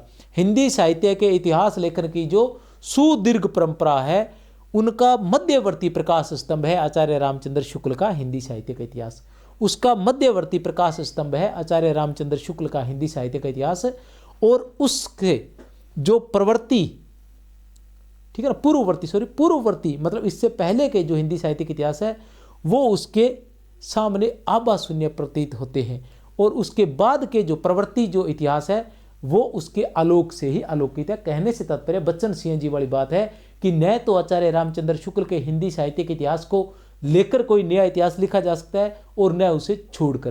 कहने से तात्पर्य यह है कि आचार्य रामचंद्र शुक्ल ने इस तरह का प्रमाणिक हिंदी साहित्य का इतिहास लिखा था कि उससे पूर्व के जो है हिंदी साहित्य का इतिहास है वो केवल वृत्त संग्रह, उन्होंने खुद ने भी कहा था, और वृत्त संग्रह केवल जीवन परिचय मात्र नजर आते हैं, साहित्य का इतिहास इस तरह से नजर नहीं आते हैं। लेकिन बाद के जो भी इतिहास थे उन्होंने कहीं न कहीं आचार्य रामचंद्र शुक्ल से ही वो चीज़ें ली, और जिसकी वजह से ही वो मतलब अपने आप में प्रमाणिक सिद्ध हो पाए थे या उनका महत्व बढ़ पाया था। हिंदी साहित्य का आलोचनात्मक इतिहास, डॉक्टर राम कुमार वर्मा द्वारा रचित हिंदी साहित्य का आलोचनात्मक इतिहास। प्रकाशन वर्ष है 1938 ईस्वी और भाषा इसकी हिंदी है, हमें ध्यान ही है। और ये जो हिंदी साहित्य का इतिहास था ये अधूरा था, ये हिंदी साहित्य का इतिहास जो था ये अधूरा था। ये 693 ईस्वी से लेकर 1693 ईस्वी तक लिखा गया था। कहाँ से लेकर? 693 ईस्वी से लेकर 1693 ईस्वी तक लिखा गया था। कहाँ तक लिखा गया था? ये कृष्ण काव्य तक लिखा गया था। कहाँ तक लिखा गया था? ये कृष्ण काव्य तक लिखा गया था। और इन्होंने आदिकाल को दो भागों में बांटा था, और किसी ने नहीं बांटा था, केवल इन्होंने बांटा था। दो भाग थे, संधि काल और दूसरे का नाम था चारण काल। दूसरे का नाम क्या था? चारण काल। इन्होंने दो भागों में बांटा था। और हिंदी साहित्य के प्रथम कवि की बात करें तो इन्होंने स्वयंभू को हिंदी साहित्य का प्रथम कवि भी माना था। हिंदी साहित्य का आलोचनात्मक इतिहास, क्या नाम है? हिंदी साहित्य का आलोचनात्मक इतिहास। संपूर्ण ग्रंथ को इन्होंने 7 प्रकरणों में विभाजित किया था। संपूर्ण ग्रंथ को इन्होंने कितने प्रकरणों में विभाजित किया था? 7 प्रकरणों में विभाजित किया था। इस ग्रंथ में 693 ईस्वी से 1693 ईस्वी तक की कालावधि का ही वर्णन है। डॉक्टर रामकुमार वर्मा ने वीरगाथा काल को दो भागों में बांटा था, संधि काल और चारण काल। डॉक्टर रामकुमार वर्मा ने ज्ञानश्री जो काव्य धारा थी उसको संत काव्य कहा था। बहुत ही महत्वपूर्ण है, बहुत अधिक महत्वपूर्ण है, ठीक है ना। प्रश्न तो इजी है लेकिन महत्वपूर्ण है, ठीक है ना। ज्ञानश्री काव्य धारा का तो क्या कहा था, संत काव्य। और ज्ञानश्री किसने कहा था, आचार्य रामचंद्र शुक्ल ने कहा था। और जो प्रेमाश्री शाखा है, प्रेमाश्री किसने कहा था, आचार्य रामचंद्र शुक्ल ने कहा था। और इन्होंने क्या कहा था, इन्होंने कहा था सूफी काव्य। इन्होंने क्या नाम दिया था उसका, सूफी काव्य नाम इन्होंने दिया था। हिंदी साहित्य के इतिहास को 5 कालखंडों में विभाजित किया था। इन्होंने कितने कालखंडों में विभाजित किया था, हिंदी साहित्य के इतिहास को 5 कालखंडों में विभाजित किया था। और भी हिंदी साहित्य के इतिहास को जो 5 कालखंडों में, अब ये 2 चीजें होती है, ठीक है ना, 2 चीजें होती है, विभाजित करना और प्रकरण होना, अध्याय होना। प्रकरण क्या है, अपने आप में अध्याय है, इनमें कंफ्यूज मत हो जाना। क्योंकि इनकी बात करें हम तो जब शुक्ल की बात करते हैं तो शुक्ल ने भी अपने हिंदी साहित्य के इतिहास को कितने भागों में बांटा है, कितने भागों में बांटा है, 4 भागों में बांटा है। कितने भागों में, 4 भागों में, ठीक है ना। शुक्ल की बात करते हैं तो कितने भागों में बांटा है शुक्ल ने, 4 भागों में। और शुक्ल ने अपने हिंदी साहित्य को इतिहास में किस में लिखा है, तो प्रकरणों में लिखा है। किस में लिखा है, प्रकरणों में लिखा है, ठीक है ना। किस में लिखा है, प्रकरणों में लिखा है। कितने प्रकरण हैं, मैं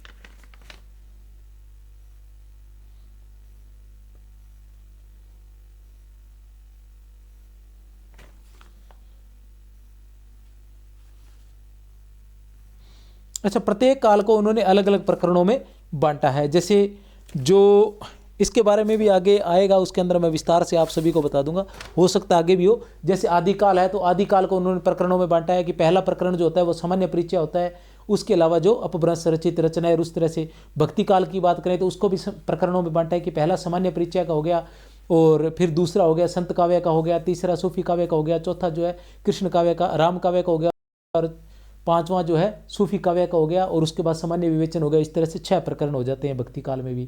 इसी तरह रीतिकाल को भी प्रकरणों में बांटा है, किसने, आचार्य रामचंद्र शुक्ल ने। और डॉक्टर रामकुमार वर्मा ने इसको 7 प्रकरणों में बांटा है। कितने प्रकरणों में, 7 प्रकरणों में, और 5 कालखंडों में बांटा है। कालखंड की बात करें तो 5 कालखंड है, और प्रकरण की बात करें तो 7। वैसे इनके 4 कालखंड ही बनते हैं। डॉक्टर रामकुमार वर्मा के भी 4 ही कालखंड बनते हैं, लेकिन इन्होंने क्या किया कि संधि काल और चारण काल ये बांट दिया। संधि काल और चारण काल, उसके बाद भक्ति काल, फिर रीतिकाल और फिर आधुनिक काल। इस तरह से ये 5 काल ही इसके बनते हैं, लेकिन इन्होंने आदिकाल को 2 भागों में बांट दिया, इसलिए ये 5 कालखंड हो जाते हैं। और ये 7 प्रकरणों में, इनके जो अध्याय है वो प्रकरणों में है, ये बात याद रख लेना। रामचंद्र शुक्ल के भी प्रकरणों में विभाजित किया है और इन्होंने भी प्रकरणों में विभाजित किया है। 1963 ईस्वी में इन्हें पद्म भूषण से सम्मानित किया गया था। और डॉक्टर गण कब किया गया था, 1963 ईस्वी में। 1963 ईस्वी में इन्हें पद्म भूषण से सम्मानित किया गया था। डॉक्टर गणपति चंद्र गुप्त क्या कहते हैं इनके बारे में, ऐतिहासिक व्याख्या की दृष्टि से यह इतिहास आचार्य शुक्ल के गुण दोषों का ही विस्तार है। ऐतिहासिक व्याख्या की दृष्टि से गणपति चंद्र गुप्त लिखते हैं डॉक्टर रामकुमार वर्मा के बारे में। कौन, गणपति चंद्र गुप्त लिखते हैं डॉक्टर रामकुमार वर्मा के बारे में। तो प्यारे बच्चों क्या लिखते हैं, वो लिखते हैं कि ऐतिहासिक व्याख्या की दृष्टि से, ऐतिहासिक व्याख्या की दृष्टि से यह इतिहास आचार्य शुक्ल के ही, यह इतिहास आचार्य शुक्ल के ही गुण दोषों का ही विस्तार है। फिर गणपति चंद्र गुप्त और लिखते हैं, क्या लिखते हैं गणपति चंद्र गुप्त, अनेक कवियों के काव्य सौंदर्य का आख्यान करते समय लेखक की लेखनी काव्य में हो उठी है। किसकी लेखनी काव्य में हो उठी है, या किसका जो हिंदी साहित्य, ये पूछा जा चुका है कि किसका हिंदी साहित्य का इतिहास जो है वो काव्य में नजर आता है। तो किसका, डॉक्टर रामकुमार वर्मा का। किसका, डॉक्टर रामकुमार वर्मा का, ठीक है ना। अनेक कवियों के काव्य सौंदर्य का आख्यान, अनेक कवियों के काव्य सौंदर्य का आख्यान करते समय लेखक की लेखनी काव्यमय हो उठी है, जो कि डॉक्टर वर्मा के कवि पक्ष का संकेत है। शैली की दृष्टि से इसी सरसता और प्रभावपूर्णता के कारण उनका इतिहास पर्याप्त लोकप्रिय हुआ था। ठीक है ना। तथा पाठकों को इस बात का अभाव प्राय खलता रहता है कि यह भक्ति काल तक ही सीमित है, इसका शेष भाग अलिखित है। भक्ति काल तक ही सीमित है, इसका शेष भाग जो है वो अलिखित है। इसका शेष भाग जो है वो अलिखित है।